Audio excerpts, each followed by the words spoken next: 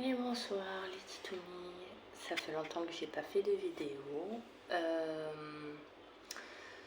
Je vous fais cette vidéo pour tout vous expliquer concernant Louane et concernant sa fugue.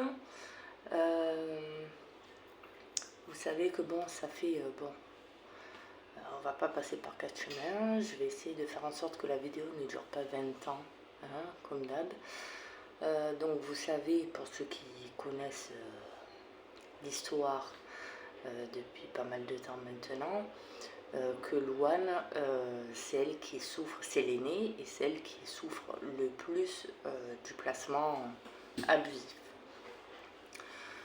Ça faisait quasiment 1 an, presque 2 ans, ça allait faire 2 ans qu'on n'avait plus aucun contact, ni en visite médiatisée, ni par appel téléphonique avec elle. Il se trouve qu'en juin, Louane a repris contact avec moi. Ça s'est fait totalement par hasard.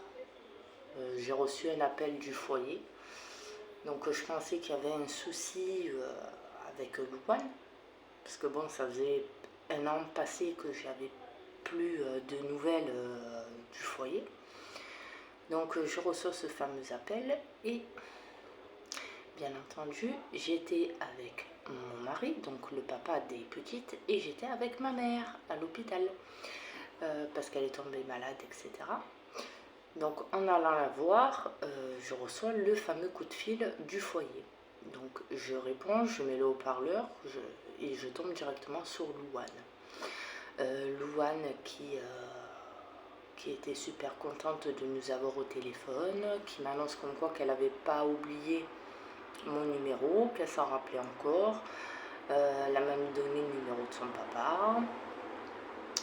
Donc les premiers temps, au mois de juin, le premier appel, j'ai demandé si le foyer était au courant. Elle m'a dit que non, qu'il ne fallait pas que je contacte le foyer ou autre personne pour dire comme quoi elle avait repris contact avec moi.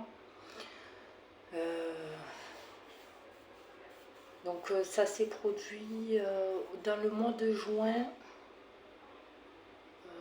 1 à 2 fois où c'est qu'elle nous a appelés.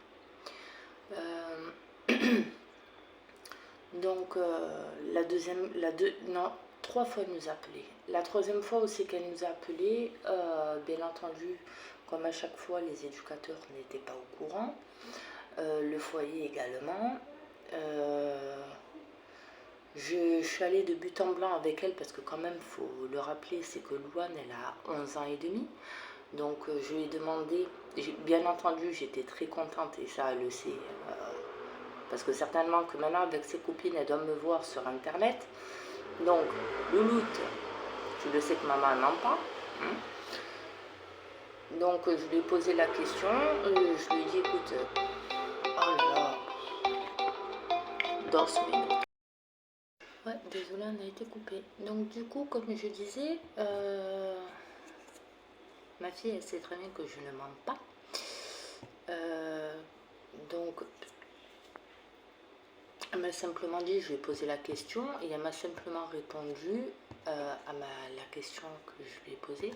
Tu m'appelles pas par hasard. Tu comptes faire une bêtise ou pas?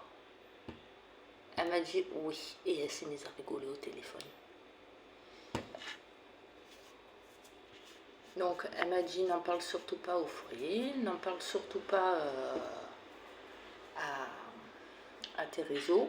Donc elle sait très bien que je fais des vidéos sur YouTube parce que même elle m'a demandé si je faisais toujours les vidéos. Donc j'ai dit que oui. J'ai dit que voilà, qu'elle pouvait très bien regarder ou demander à quelqu'un de regarder sur internet parce qu'elle m'a dit c'est toujours maman de 5 princesses, parent de 5 princesses. J'ai dit oui, c'est toujours ça. Elle m'a dit ah ok, d'accord. Donc elle se rappelle de tout. Et donc j'ai pu faire entre temps les visites de Lilou.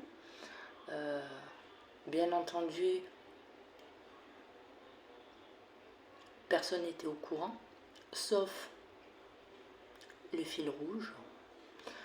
avec qui j'avais mis dans la confidence comme quoi que Louane, elle avait repris contact avec nous au bout de 1 an passé, que le foyer n'était pas au courant, que l'ASE n'était pas au courant, que je redoutais fortement.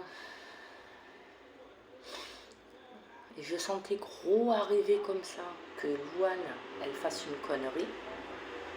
Donc je peux pas mentir parce que j'avais mis dans la confidence le fil rouge. Et donc le lieu de visite. Et du coup, ce qui devait arriver arriva. Louane a même pris le combiné, le portable d'un éducateur pour m'appeler. La veille ou quelques jours avant, elle m'a rappelé pour me prévenir. Elle m'a même pas appelé pendant les vacances en colonie.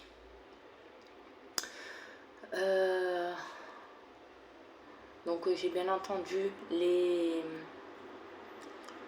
registres d'appels, parce que bon, j'enregistre plus les appels, c'est bon, ça m'a gonflé tout ça, il faut tout que je retélécharge. Donc du coup, j'ai fait des captures d'écran, bien entendu, des relevés téléphoniques. J'avais mis dans la confidence, en plus du fil rouge, l'ASE. J'avais prévenu, j'avais lancé une alerte au tout premier rendez-vous avec l'ASE. Le premier entretien que j'ai eu avec eux, c'était... Je devais l'avoir au mois de juin. Je devais l'avoir le 9 juin. Finalement, ça ne s'est pas fait. Parce que entre-temps, moi, j'avais signé le bail ici le 7 juin dans l'appartement. Et le 9, j'avais complètement oublié l'heure du rendez-vous. Donc j'ai appelé pour demander l'heure à laquelle était le rendez-vous. On ne m'a pas répondu. Du coup, au lieu qu'elle me passe un rendez-vous courant le mois de juin, parce que je devais avoir rendez-vous le 9, au lieu qu'elle me passe rendez-vous dans le mois de juin, quelques jours, une quinzaine de jours après à la rigueur, non, elle m'a donné rendez-vous au mois de juillet, le 6. Et au mois de juillet, ça a encore été décalé à 1 ou 2 reprises, parce que la première fois, elle devait se rendre au tribunal, et la deuxième fois, je crois que il n'y avait pas la psychologue et qu'il fallait impérativement qu'on nous rencontre avec la psychologue. Donc, lors du premier entretien avec la référente ASE, la nouvelle, et avec la psychologue, c'est là où c'est que j'ai déballé, j'ai bien fait comprendre à la psy et à la référente ASE, comme quoi que voilà, il fallait qu'elle garde le secret, qu'elle le garde pour elle-même, que ça ne s'ébruite pas jusqu'aux oreilles de Louane, parce que je voulais pas que voilà, que déjà j'étais en train de trahir sa confiance entre guillemets, mais c'était pas dans le mauvais sens, c'était dans le bon sens. Pourquoi? Parce que je préfère vite alerter. Attention, je vous préviens, ma fille, elle a repris contact avec moi. C'est pas normal, comme je leur ai dit, hein. C'est pas normal qu'au bout d'1 an, ma fille reprenne contact avec moi, quand bien même que je suis la plus heureuse qu'elle ne m'ait pas oubliée. Mais je vous préviens, je connais ma fille, d'accord? C'est moi qui l'ai faite. Et je peux vous garantir que c'est pas pour rien si elle m'appelle. Je sens qu'il va se passer quelque chose dans pas longtemps. Vous pouvez vérifier, c'est très simple. Vous demandez au foyer le relevé téléphonique des appels de chez eux et vous allez bien voir comme quoi qu'effectivement c'est elle qui m'a appelé à plusieurs reprises et pas qu'une fois. Je sais pas si c'est rentré et sorti directement, mais en attendant, mis à part me dire comme quoi qu'ils avaient vu Louane dans son foyer, qu'elle avait discuté avec elle, sans plus. J'ai pas eu de retour concret d'échange sur les appels, sur les intentions de ma fille ou autre. Ça, je peux pas vous dire parce que même moi, l'ASE elle m'a pas expliqué. Euh, donc entre temps, Louane, elle est partie en colo. Elle m'a appelé de la colo.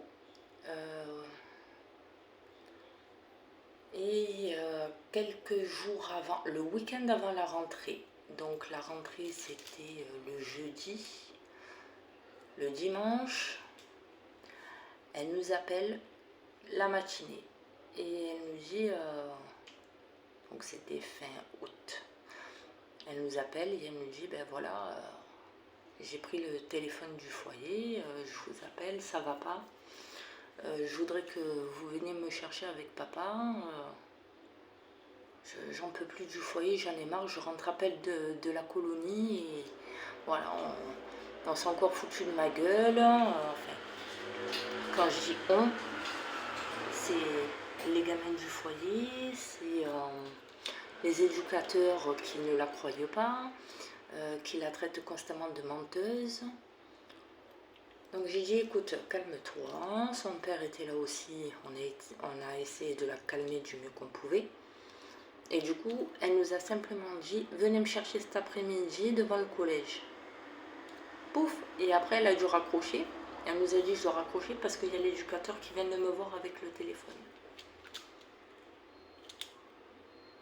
Donc moi, entre-temps, j'appelle ma mère, je lui explique ce qui se passe avec Louane. J'essaie de discuter avec mon mari pour voir, bon, elle veut qu'on vienne la chercher cet après-midi.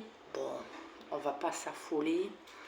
Hein, peut-être que bon, d'ici là, ça va se calmer. Les tensions au foyer, ils vont s'apaiser.